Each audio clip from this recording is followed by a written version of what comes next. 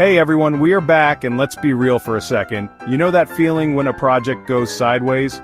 Budgets balloon, deadlines whoosh past, and suddenly everyone's pointing fingers? It's the worst. But guys, most of the time it all comes down to one thing: mishandling your stakeholders. That's why today we're diving deep into stakeholder management. We're talking about the strategies that can make or break your projects, no matter how big or small. I'm talking about actionable steps you can take today to keep everyone on the same page, avoid those nasty project blowouts, and actually deliver amazing results. So whether you're a seasoned project manager or just starting out, stick around, hit that like button, and let's unlock the secrets to mastering stakeholder management. Trust me, this is one video you don't want to miss. Alright, first things first, we need to figure out who we're dealing with. Think of it like this. Every project, no matter what it is, has a cast of characters. These are your stakeholders, the people who have some skin in the game. They're the ones who are impacted by your project, either directly or indirectly. Now, some stakeholders are obvious. You've got your team members, the ones putting in the work, your managers who are overseeing everything, and of course, the clients who are footing the bill. These are your internal stakeholders, the ones inside your organization. But don't forget about the external stakeholders, the ones outside your immediate circle. Think about your suppliers, your investors if you have them, even regulatory bodies that might have a say in how you operate. Now, I know what you're thinking. Mohammed, this seems like a lot of people. And yeah, it can be a long list, but trust me, it's crucial. Write down every single person or group that could be affected by your project. Think about who might have a vested interest in seeing your project succeed, and who might be worried about the potential downsides. These are your stakeholders, and understanding their motivations is key. Remember, a missed stakeholder can mean a missed opportunity, or worse, a roadblock you didn't see coming. So take your time, be thorough, and make sure you have a comprehensive list. This is the foundation of effective stakeholder management. Okay, so you've got your list of stakeholders, right? Now comes the fun part, getting inside their heads. No, I'm not talking about some crazy mind control stuff. We need to understand their needs, their expectations, and what they really want out of this project. Think of it like this. Each stakeholder is coming to the table with their own set of priorities. Your client might be laser-focused on the bottom line, while your team members might be more concerned with having creative freedom. The best way to figure this out? Communication. Don't be afraid to pick up the phone, schedule a meeting, or send a quick email. Ask them directly what they hope to achieve with this project. What are their biggest concerns? What would success look like for them? But remember, communication is a two-way street. It's not just about asking questions, it's about actively listening to their responses. Take notes, pay attention to their body language, and really try to understand their perspective. And don't limit yourself to just one conversation. Keep the lines of communication open throughout the entire project. Regular check-ins, progress reports, even a quick email to say, "Hey, I'm thinking about you," can go a long way. The more you understand your stakeholders, the better equipped you'll be to manage their expectations and keep them happy. And trust me, happy stakeholders make for a much smoother project. Alright, we've identified our stakeholders, we're starting to understand their needs. Now it's time to get strategic. We're going to use a little tool called a stakeholder analysis matrix.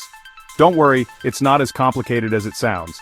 Basically, we're going to map out our stakeholders based on two key factors: their level of interest in the project and their level of influence over the project. Think of it like a graph. On one axis, you have interest, ranging from low to high. On the other axis, you have influence, also ranging from low to high. This creates 4 quadrants. In the top right corner, you have your high interest, high influence stakeholders. These are the VIPs, the ones you need to keep happy. They have a big stake in the project and the power to make things happen. Then you have your high interest, low influence stakeholders. These folks are really invested in the project, but they might not have a ton of sway. It's important to keep them informed and engaged, but they might not require as much hands-on attention.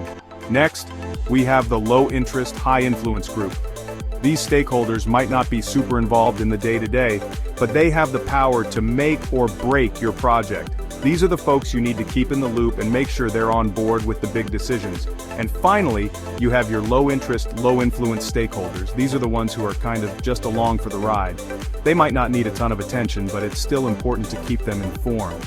Now, why are we doing all of this? Because it helps you prioritize your stakeholder management efforts. You know who to focus on, who to keep informed, and who to keep happy.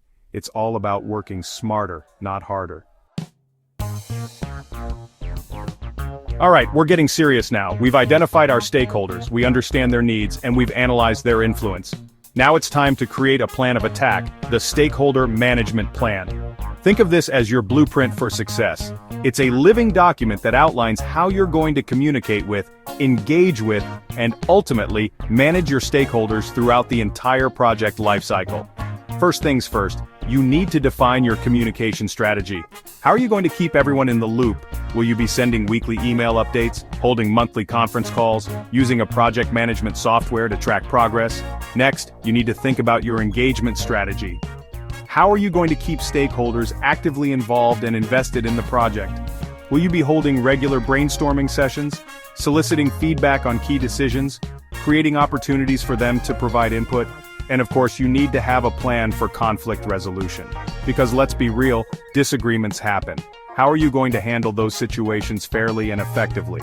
Your stakeholder management plan should be tailored to your specific project and your specific stakeholders. There's no one-size-fits-all approach, but by taking the time to create a plan, you're setting yourself up for success.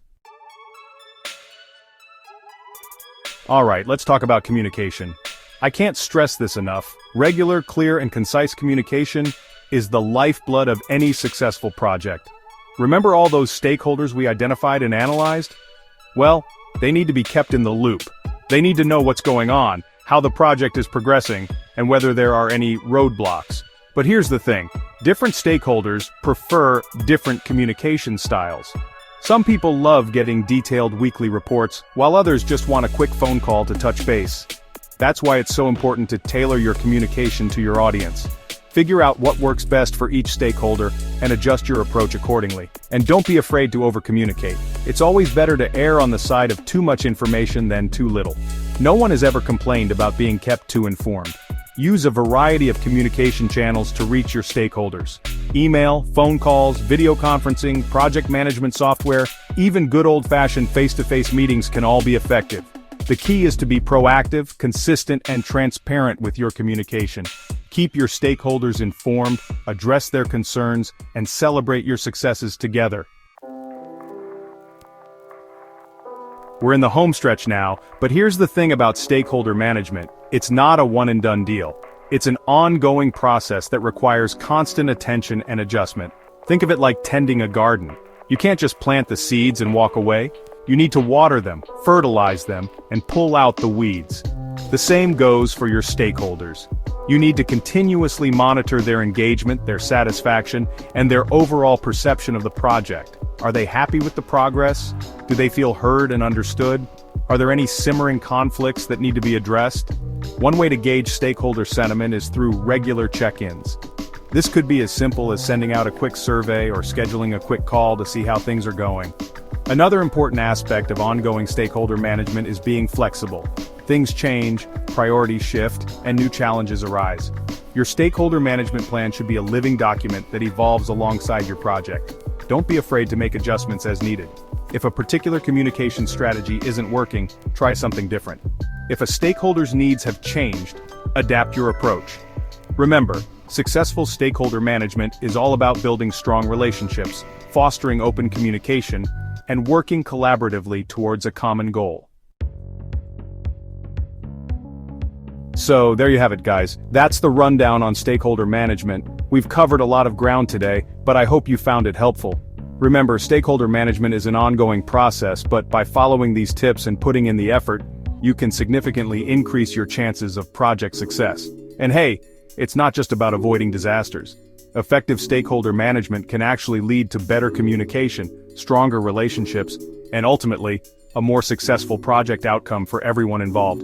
If you found this video helpful, do me a favor and hit that like button. It really helps out the channel.